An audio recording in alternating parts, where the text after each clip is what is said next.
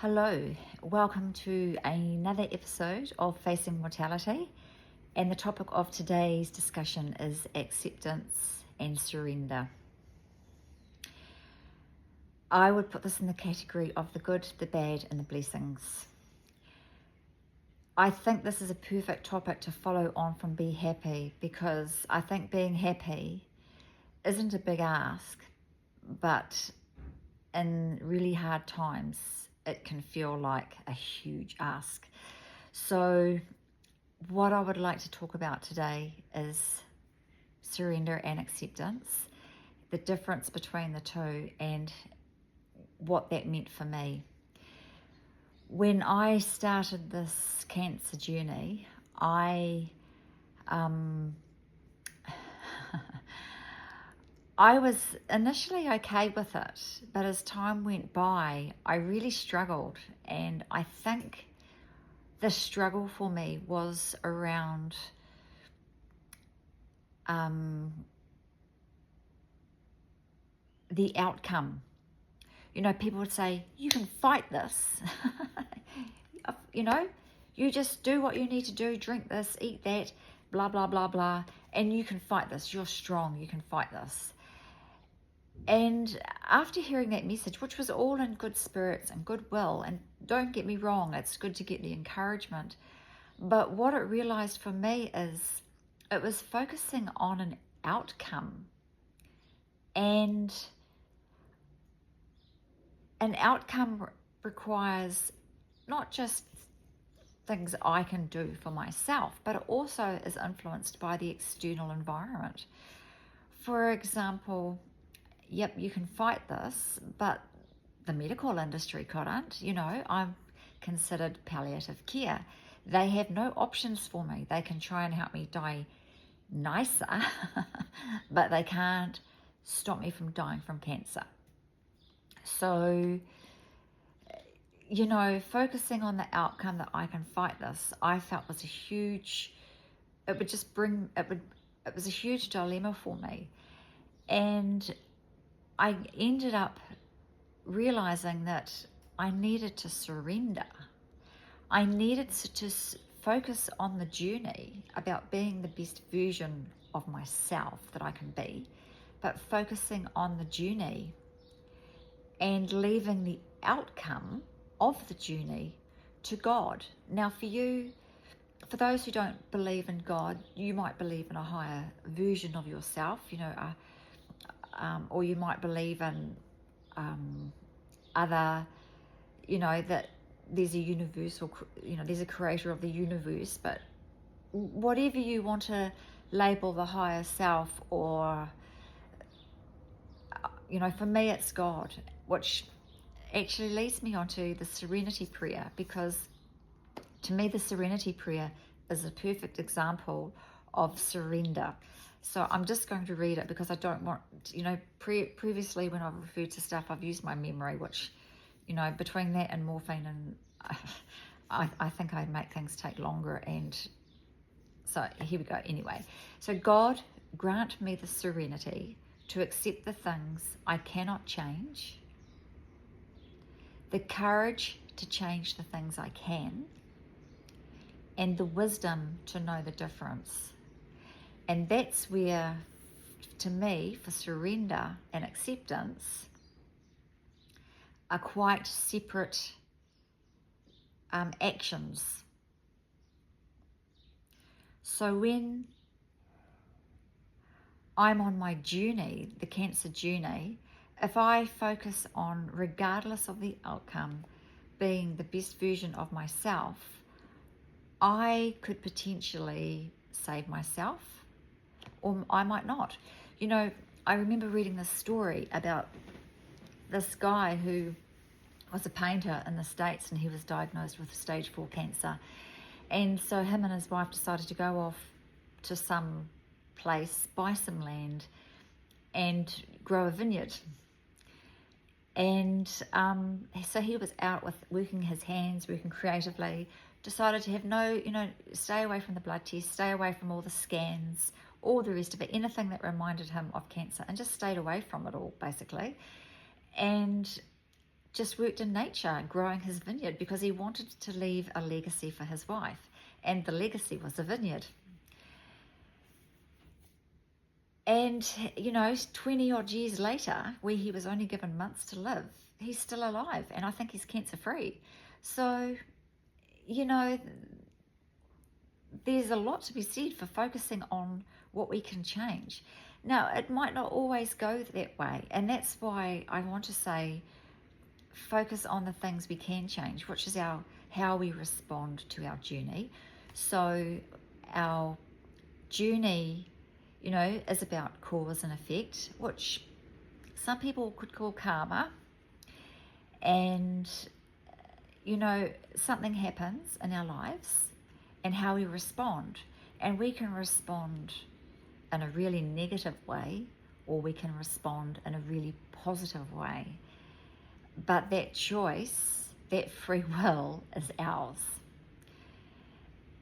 And for me, focusing on the outcome means I get all stressed out when the cancer numbers aren't going my way, etc. And I become a worse version of myself. And so what I found was I was repeating the surrendering. So I was, praying to God saying, I surrender this disease to you. I will focus on the things I can, and I leave the outcome in your hands. Whatever is the outcome, I will accept it, and I will focus on doing what I can on the journey. And what I realized was I was surrendering quite often. And so I had to ask myself, surely surrendering is a one-off activity. And if it's a one-off activity, why am I surrendering all the time to God? What's missing? And then I realized it was acceptance. So although I wanted to surrender, I hadn't accepted the situation fully. Now the situation is, this body has cancer. This body has stage 4 cancer. And until I accept the situation, how can I really change my behavior? And I'll give you an example of that. So, for example, eating bad food, right? And I don't want to call it bad food. Eating food that's not nutritionally valuable to the body and helping the immune system fight the disease and stay on top of what's going on in the body. So it was like, no, I'm okay, I'm going to eat this bag of crisps or some candy or some cake or whatever, And then I realized I haven't really accepted the situation, have I? Because of my justification for eating crap food. My justification was, I am still the same body that I had. But when I really truly accepted the fact that this body has cancer, do I want to be more mindful about my actions and my speech? Do I want to understand that once I accept that this body has a deadly disease, once I truly accept that, then I go back to choices. And then my choice can be, am I going to have a piece of cake? Or am I going to have a bowl of broccoli? I'm not a big fan of broccoli.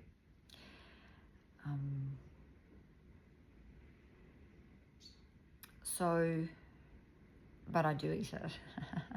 because I know it's a nutritional food for me. But I felt with acceptance, I was giving myself choices again. The choice to participate in life. The choice to realize that this is me, this is the new me. You know,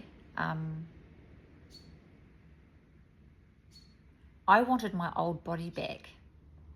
I wanted it to do the things that it used to be able to do not so long before I was diagnosed with the disease. I wanted my body back, but I was chasing rainbows.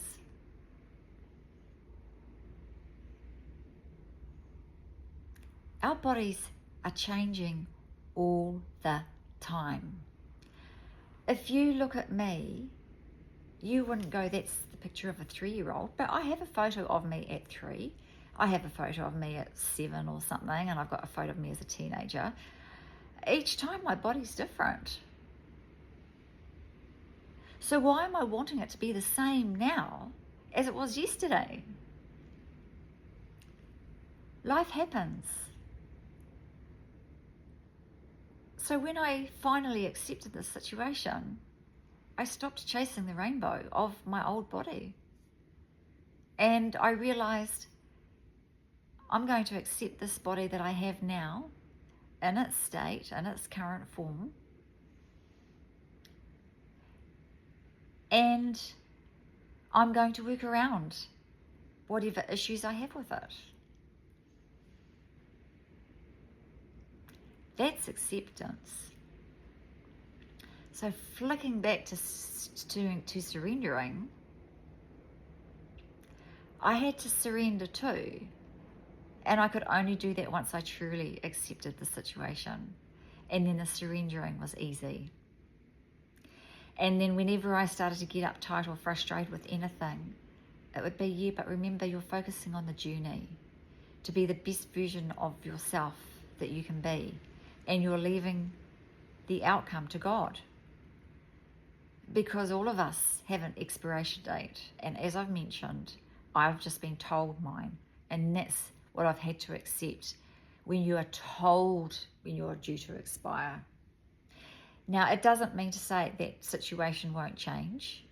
You know, I could have a miracle, and I'm still planning on a miracle, and I will up until the day I die. But I'm still planning on a miracle to be cured from cancer, but not through the medical system because they can't, but just through my other methods of trying to help myself. And I don't get it right every day. I don't even get it right every day.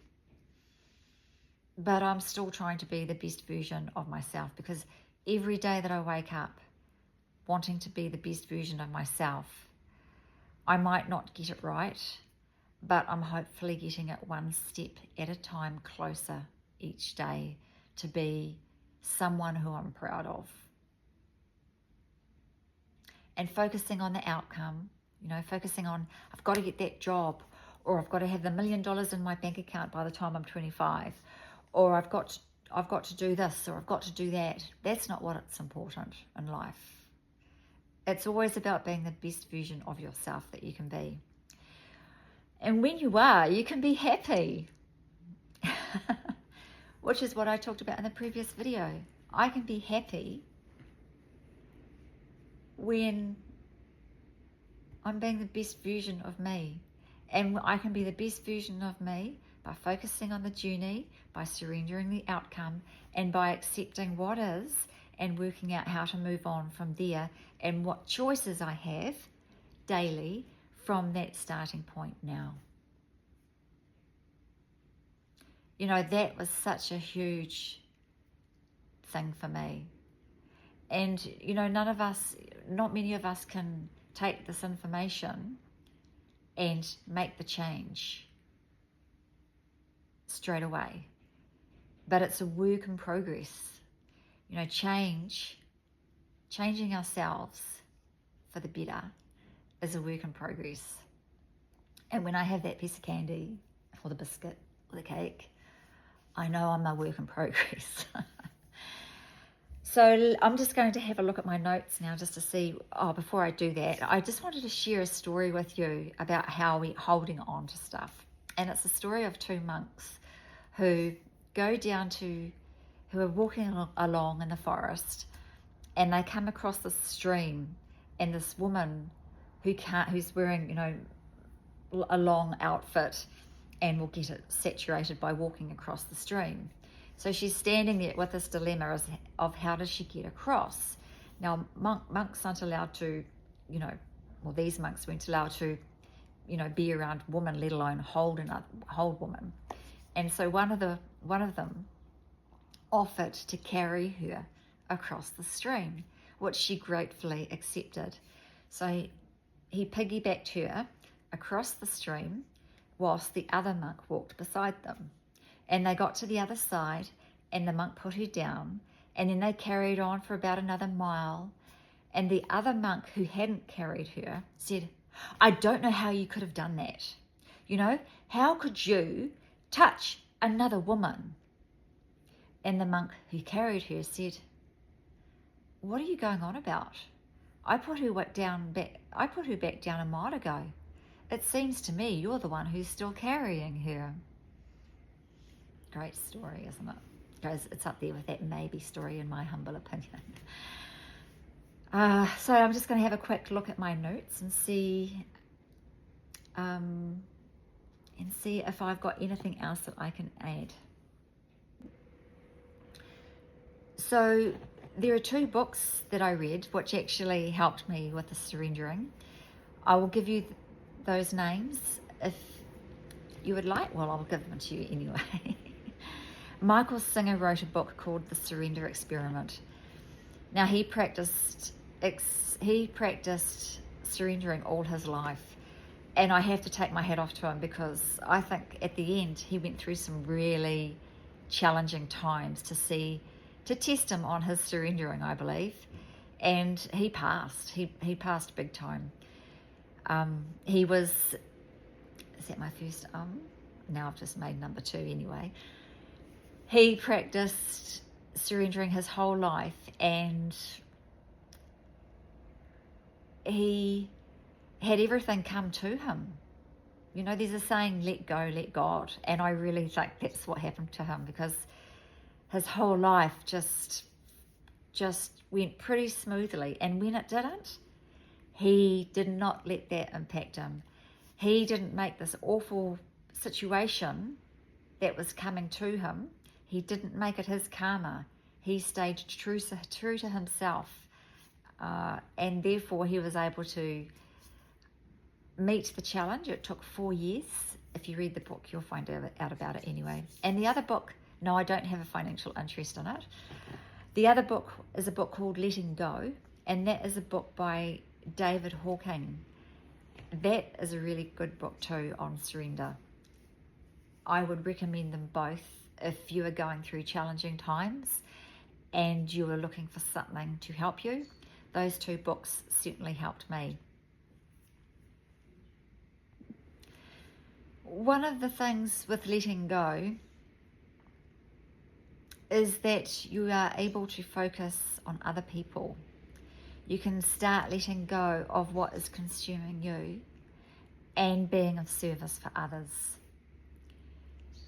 And as you know, I have a video on being of service that I've done previously. That letting go helps you do that. It helps you take the focus off you, and it brings joy to you, because you're there for others now, and instead of worrying about your outcomes, which you can't control. So just to close, before I say any more, just if you could press the like button if you liked this video. If you haven't subscribed, please do so. If you'd like to be given notifications, subscribe and hit the notification bell as for when the next video is going to arrive. I would like to just finish off as a reminder to say, so surrender and acceptance. Focus on being the best version of yourself, because if you do beat whatever it is you're going through, you'll be so happy that you didn't let yourself down. If you focus on being the best version of yourself, then you're not going to be disappointed about the outcome. You'll be able to live with the outcome. You'll be able to have true acceptance, because you know that no matter what has happened to you, that you are still the best version of you. And you know what? You did not let it consume you. So in my case, through surrender and acceptance, I have not let this disease consume me. I have tried to work out, how can I move on from this? And I've worked out what works for me, and that is what I'm sharing with you. So, things won't always go our way. We won't get that job that we wanted. We won't have potentially that $1 million in our bank account by the time we're 25, if only. So just be the best version of yourself, and things will always go your way. We just don't know what's around the corner, and we don't know what really is meant to be for us. We don't know what lessons we have in store. So if you approach them with your best version, you're going to ace it regardless of the outcome. The outcome is going to be that way anyway. So on that note, I shall say thank you, and I shall see you in the next episode, where I might actually take you for a trip down memory lane as to how I knew something was wrong with this body before I was diagnosed. On that note, goodbye. God bless.